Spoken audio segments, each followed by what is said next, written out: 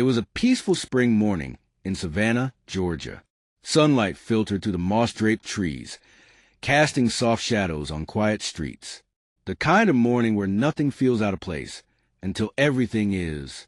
Elliot Ward, a bright 22-year-old student with a heart full of ambition, was riding his electric scooter to class.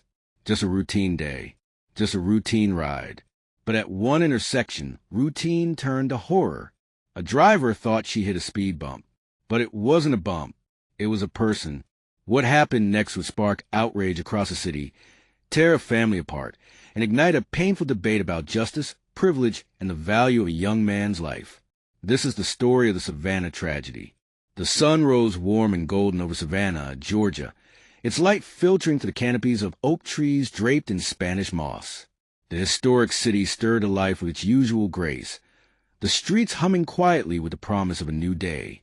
On Gaston Street, a stone's throw from Forsyth Park, 22-year-old Elliot Ward was on his way to class at Savannah State University. He was running slightly late, zipping along on his electric scooter with a backpack slung over his shoulders. Elliot had always been known for his punctuality, his laughter, and his fierce dedication to environmental justice. A senior majoring in environmental sciences, he was working on a project that aimed to improve urban sustainability in Savannah, a passion sparked years earlier by tragedy. In 2018, as a high schooler in Atlanta, he survived a school lockdown after a shooting incident. The trauma never quite left him, but he carried on with quiet resilience, determined to make something better of the world around him.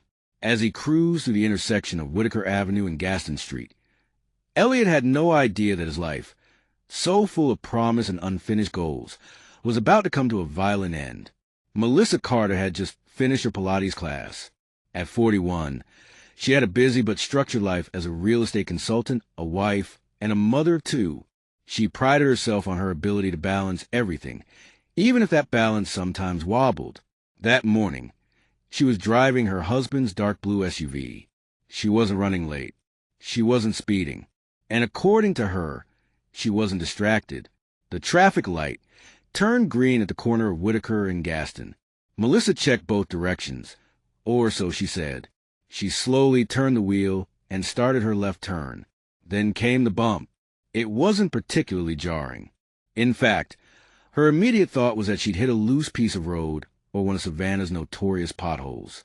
But seconds later, her SUV began to jerk unnaturally. That's when she heard it. Screams, frantic honking, a man's voice shouting, "Stop! Stop! You're dragging him." Melissa slammed the brakes. Time stood still.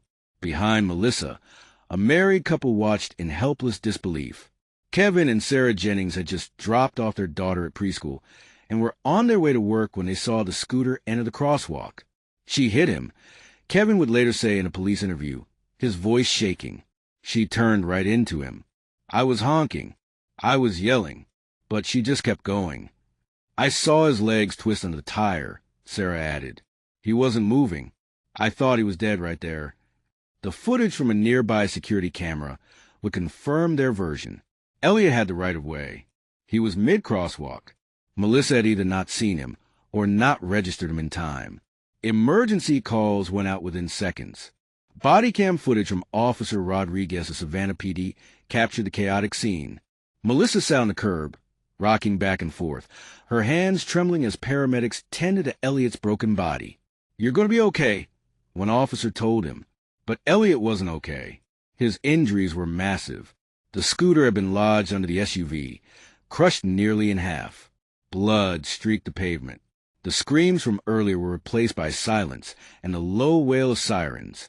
Melissa kept repeating one phrase to the officer. "I didn't see him. I swear, I wasn't texting. I wasn't distracted." At first, police assumed it was a tragic but straightforward accident. That changed when they ran Melissa's information. Her driver's license had expired.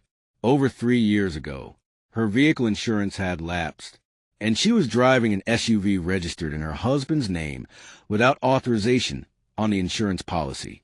The officers noted that she appeared sober and her statements were coherent, but that didn't change the fact that she was on the road illegally. She shouldn't have been behind the wheel Officer Rodriguez noted in his report. Period. Elliot never regained consciousness. Doctors at Memorial Health University Medical Center did everything they could, but the trauma to his chest and spine was too severe. He was pronounced dead 2 hours later. News of his passing spread quickly across campus. Professors canceled classes. Students held a candlelight vigil outside the science building. Elliot's mother, Dana Ward, flew in from Atlanta. She hadn't seen her son in 2 weeks. He was going to graduate in a month, she said through tears. He had a job offer. He was planning to propose to his girlfriend. Despite the fatality, prosecutors were cautious. Melissa was charged with failure to yield and driving with an expired license. No manslaughter. No vehicular homicide. No jail time. In January 2025, nearly 10 months after Elliot's death, Melissa Carter stood in court and received her sentence. 6 months of probation and 400 hours of community service. Her license was formally suspended for an additional year. The courtroom erupted. Dana Ward shouted, "That's it? You took my son." She collapsed into her sister's arms as Melissa exited under police escort. Elliot's death became a lightning rod for pedestrian safety advocates. In the first 4 months of 2024 alone, Savannah had seen 8 other pedestrian fatalities. The city's charming streets, once praised for their walkability, were now scenes of recurring tragedy. Sometimes it only takes a second, a missed glance, a forgotten license, a single wrong turn, to shatter lives forever. Elliot Ward's death wasn't just a tragic accident. It was a preventable loss. And while the system may have let his family down, his story now stands as a warning and a call for change. This has been another real story from Deadly Affairs, where we expose the hidden dangers lurking in everyday life. If this case moved you, don't forget to like, share, and subscribe for more true stories that demand justice. Because on Deadly Affairs, the truth always has consequences.